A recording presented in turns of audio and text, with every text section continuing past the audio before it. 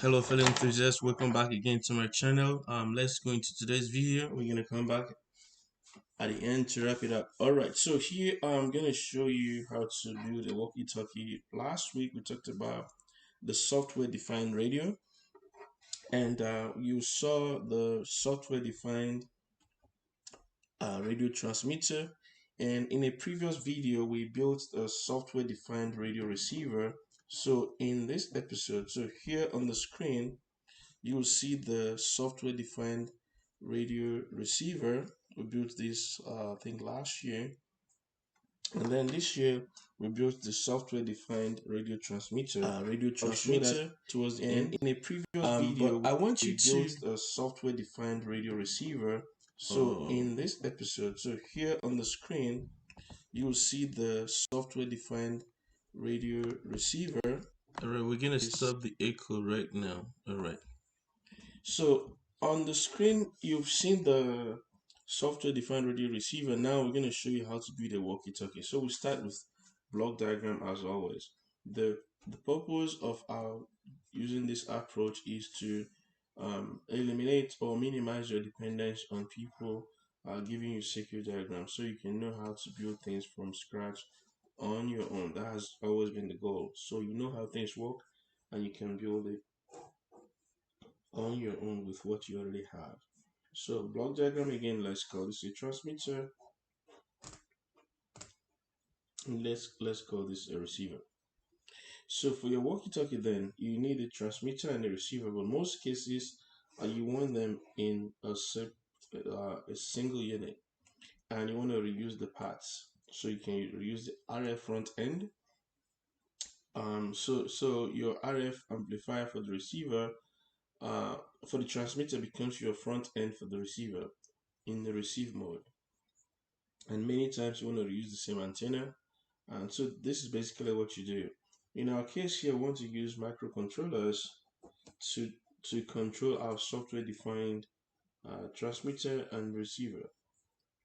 So, microcontroller for the transmitter, microcontroller for the receiver. Then you have the transmitter module, the TX module, and you also have the RX module. So when you have something like this, you want to unify or commonize a few things, so you can have one microcontroller for both transmitter and receiver, have them in the same unit. So you have the same power supply circuit, power supply unit for both of them, and you can reuse the same antenna. And then you have a switch, toggle switch to go between transmit and receive. So you have one antenna here, and there's a switch that flip between transmit and receive, and one of them will be normally closed. So let's say your receive side should be normally closed, and your transmit side should be normally open. All right, look at that circuit.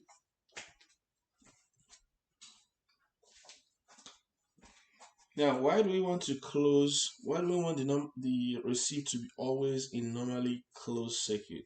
Because you want to be anticipating signals or communications from outside, and you want only engage the transmit antenna when you actually want to send a signal out, or when you want to call someone.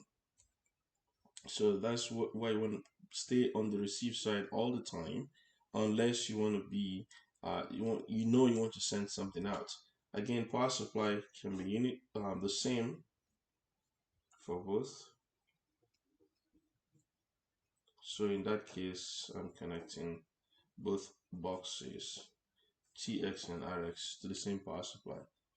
And then maybe have the power switch as the same. So basically what you need for your walkie-talkie is a transmitter and a receiver in the same unit. You want to commonize as much as possible. In our case, you want to commonize the microcontroller and the antenna. The RF module and the transmitter module are the same, different. They are different, so you have to use different modules for the transmitter and the receiver. And then one more thing you can have in common is the microphone and the speaker. So you want to have microphone to be the same as the speaker. So in our case, you can use the speaker as also your microphone. So the ground will be common, but then one of the terminals will go to transmit and one will go to receive. So you make one of them normally closed, and then one of them normally open, right? Normally closed is when you're receiving, and then for when you want to transmit, then you close it so you can transmit. So this side will be normally open. So transmit is normally open, the receive is normally closed. Likewise, your antenna is the receive is normally closed. So when the signal comes in, it goes through the receiver section and plays through your speaker.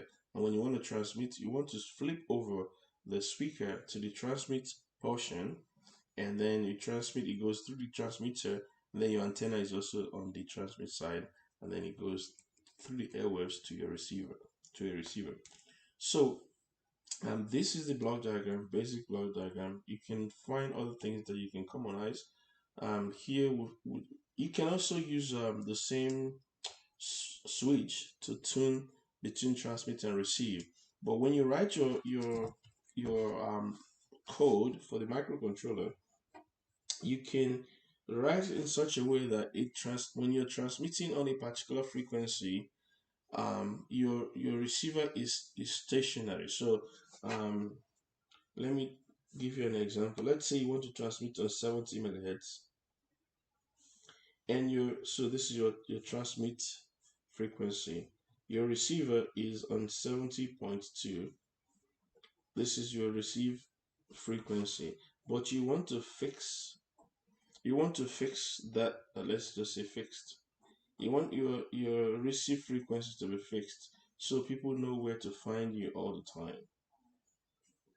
That means for the people in the unit that you're building, like if you're building a system um, for a company or a small organization, for instance, you want to make sure that everyone has a unique receive frequency. So when you transmit on that frequency, only that person will respond to your call, right? And then your transmitter should be able to sweep through all the frequencies except your own, because you don't want to get an echo back. Well, you will have an echo if you use this system we have here, because when you're transmitting, the speaker is actually disengaged from the receiver and the antenna is disengaged, but the system will still be working, receiving the signal, but there's no speaker to output it, so you wouldn't really have a problem. But you can write a code in your microcontroller to so whatever is fixed, you want to skip that. So when you tune it, you say if frequency is equal to, so let's say you have you program each unit to have a particular frequency. You can say when the frequency is equal to my fixed frequency, skip to the next. So you scan, when you scan the spectrum and the frequency, when the frequency is equal to my frequency, then you can say frequency is equal, so you can assign it another value. You can say frequency is equal to my frequency plus 0.2, something like that. So it will skip, instead of giving you returning your frequency as the new frequency, it will return the next frequency. And so you can do this for when you're scanning up, and also when you're scanning down, you do the same. You do similar thing. I want to copy and paste, but I'm writing with pen. So when frequency becomes my frequency, when you're scanning down, then you now say the frequency is equal to you assign to the frequency um, my frequency minus 0.2. So we'll skip your frequency to the next lower frequency. So that's how you can do that. So when you're scanning up or when you're scanning down, when you get to your frequency, skip that. You don't want to waste time transmitting on that frequency for any reason. Why? Because it is your frequency. You don't want to transmit to yourself. So you can write the code that way, and then you just have to assign my frequency for everyone. So when you write the code, you can say my frequency, right? So if, sorry, I think I assigned this wrong. So you can say here if, right? If frequency is equal to my frequency, then you have just one equals here. Yeah, all right. You have to write it properly. So here also if frequency, so double equals this. That's when you're comparing, then you assign it. All right. So double equals is for comparison, and then single equal sign is for assignment. So you assign that frequency to to drop by 0.2 megahertz, which is 200 kilohertz. And then it goes, you can assign 0.1, and it just dropped by 100 kilohertz. So that's how you build the system. So now let's test what we built. We made some modifications to the general rule, and that modification is because we built this system on separate uh, units. So as you can see right here, we have the software defined radio receiver, and right here also we have the software defined radio transmitter. Right, you saw this from last week, and that's the, let's get everything in view. All right, so these are the switches we used to tune up or down, and on the receiver as well you have similar one for tuning up or down. Let's see if we can get closer. All right, can get it a little bit closer.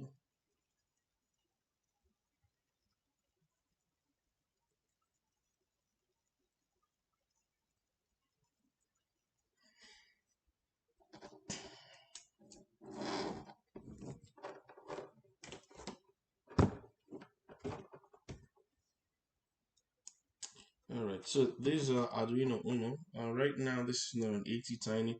The software-defined receiver is an 80 tiny. Now, to test this, we're going to use our YouTube channel, our YouTube video from our favorite musician. Let's see. I'm going to find a video to play, and I want to avoid um, copyright strikes, so I'm going to use my favorite musician of all time. And so let's play. So, all right. So we plugged in the software-defined transmitter, and you can receive that in this. I'm going to fire up the volume. As you can hear from the speaker, let's amplify it a little bit. Just acoustic amplification.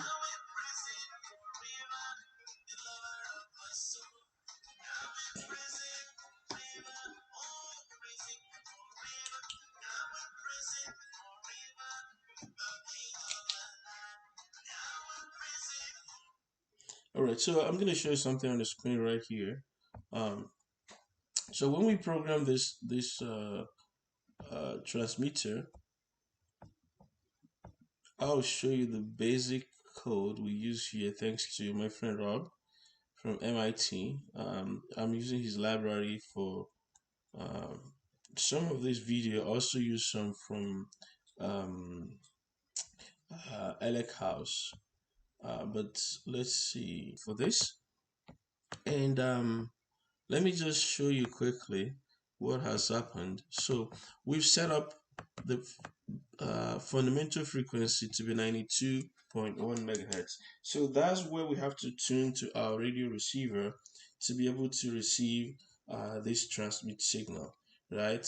And when I load this code, when I say upload code, the transmitter will start from right there, and then I can change the transmit frequency by pressing on the channel up or down, and you will see on the serial monitor as the frequency is changing. So let me reset the serial monitor to 0. Let me clear the serial monitor, and then I'm going to reset my transmitter by pressing the reset button, and you can see it starts from 92.1 megahertz. If I change the frequency by pressing the yellow button, it goes to 91.9 megahertz. So my radio has to be on that frequency right now. My radio has to be on that frequency to receive the signal. So if I'm talking to a guy who's on 91.9, this is the time he will receive. So I'm going to show you from a different, maybe from our, let's do it from our software defined radio as well.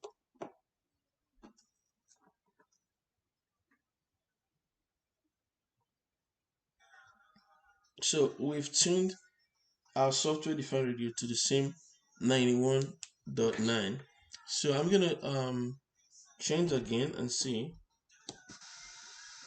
So we're 91.7 right now.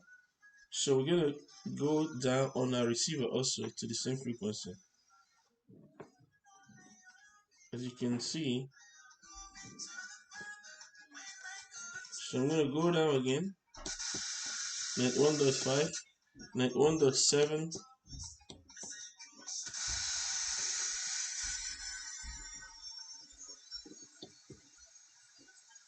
So right now we're scanning to 91.92.5, 92.5. So we started from 92.1. Now we're at 92.5. So let's scan up on the receiver.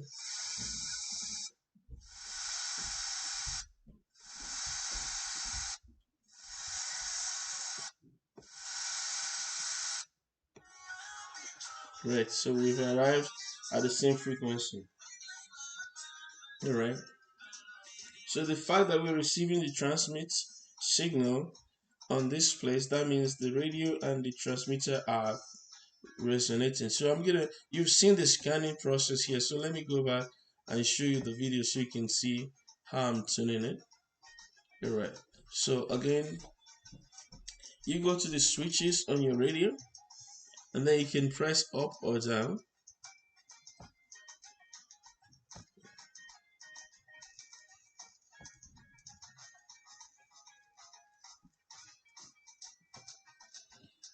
Alright, so here when I change the transmitter, I also change the receiver. So if I press to go to one channel down, then I can also find the same channel.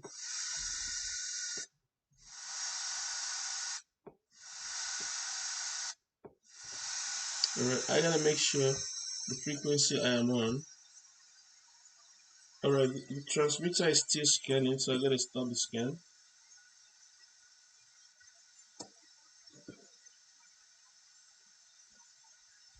Alright, the transmitter has stopped at 94.9. I'm gonna show you what happened right there. So if you look at the serial monitor, I've stopped at 94.9.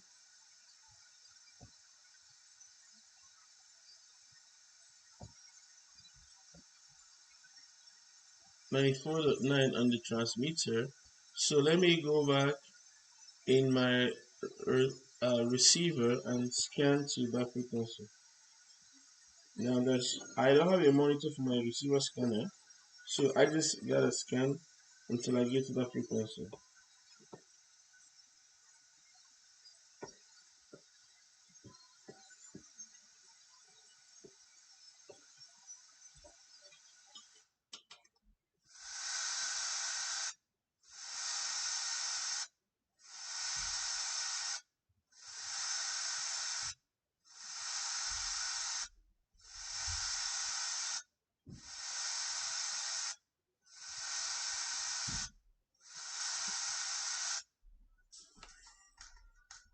Alright. So that means right now we're on the same frequency. This is 90, 91.94.9. So that's really how you tune this. So we are back to the same. So we're in sync. The transmitter and the receiver are in sync. Right now, there's a lag on my transmitter and on my broadcast setup. So I'm gonna cut it short right here. But if you have any question, let us know. We've built a transmitter.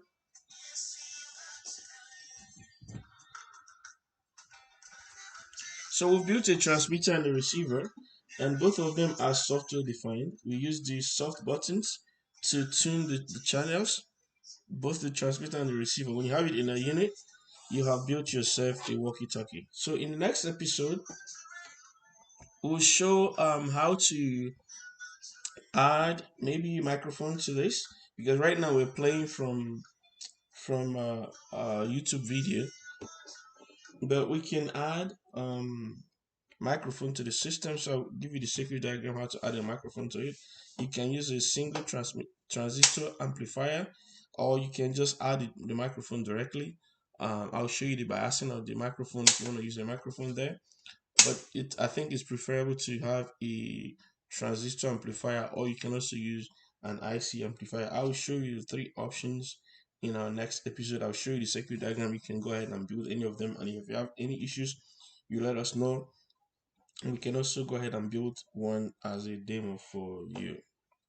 Okay, so and then after that, we're gonna have another um series. Maybe we'll consider what's going to go first, because we're probably going to do other radios, other transmitters based on this software defined radios, automatic scanning and all that. We've shown manual scanning. You process and it starts scanning.